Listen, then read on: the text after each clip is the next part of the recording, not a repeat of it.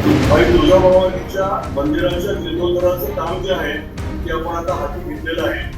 गेल्या 6 महिन्यांपूर्वी निविदा प्रक्रियातून काम सुरू झालेलं आहे आणि मंदिराचं काम करत असताना मंदिर जे आहे ते आपल्याला पुरावं लागणार आहे सगळं आणि त्याचा अनुषंगाने अहवाल झालेला आहे.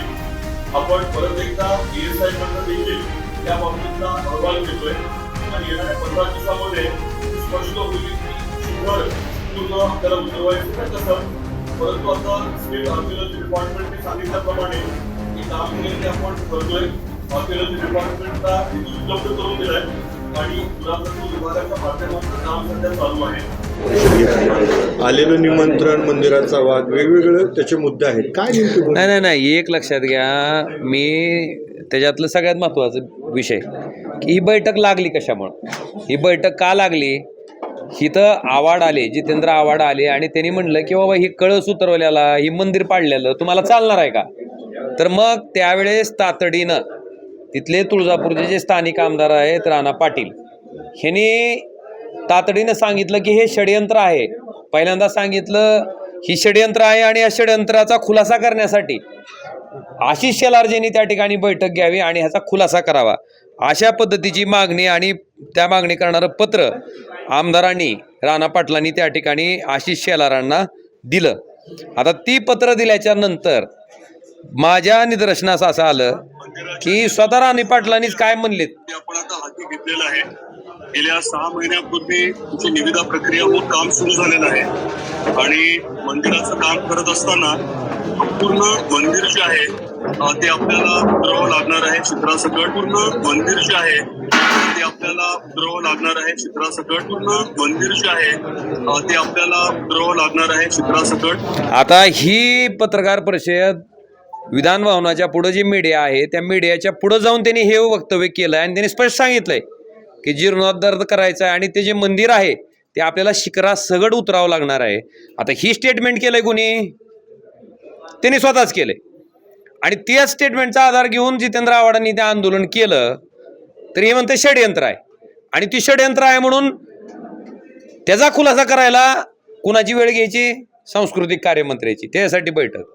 मग नेमकं बुद्धीची दिवाळखोरी कुणाची झाली, कुणाचं डोकं भांजाळल्यासारखं झालंय ही विचारणं. म्हणून मी ही जी आहे ही मुद्दा मी सन्माननीय आशिष शेलारजींना पाठवला आहे की ही तुमच्याच आमदारांनी केलेलं स्टेटमेंट आहे आणि हे जर षडयंत्र असेल तर मग ही षडयंत्रकारी कोण आहे ती शोधा. तुमचा उल्लेख होता, तुमचा उल्लेख नव्हता? नाही, सगळ्यात पहिल्यांदा पत्र निघाल्याच्या नंतर त्याच्यात माझा आणि पालकमंत्री महोदयाचा उल्लेख नव्हता. तुम्ही सगळ्यांनी बातम्या केल्याच्या नंतर परत माझं आणि पालकमंत्री महोदयाचं नाव त्याच्यात आलं आणि तिथून पालकमंत्री महोदय आणि मी इथं प्राधिकरणाची बैठक घेतली नाही तोपर्यंत संध्याकाळपर्यंत आमचं नाव त्या बैठकीतनं कमी करण्यात आलं.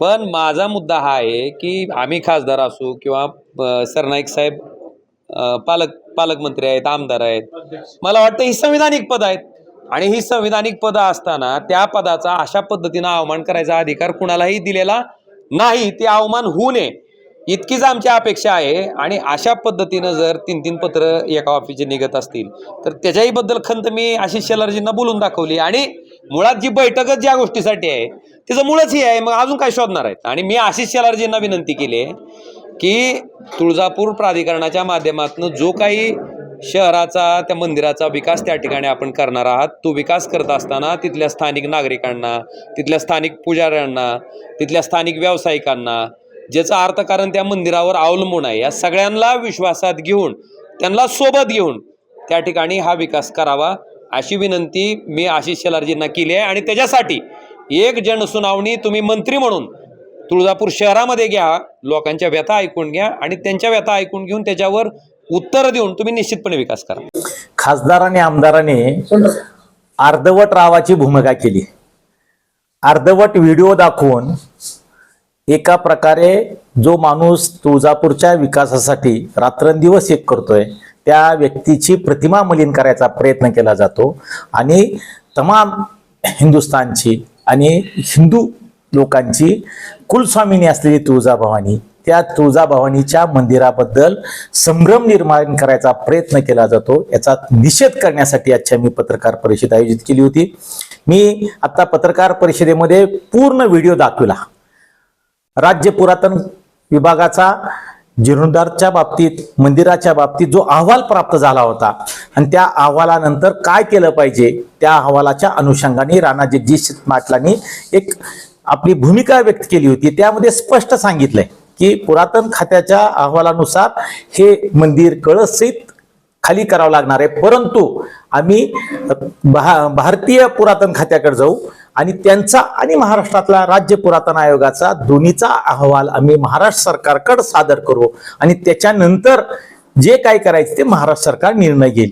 परंतु जे अर्धवट व्हिडिओ दाखवून जी बदनामीचं षडयंत्र केलंय त्याचा निषेध करण्यासाठी आम्ही आज पत्रकार परिषदेच्या माध्यमातून खासदार आणि आमदाराचा निषेध केला आणि या माध्यमातून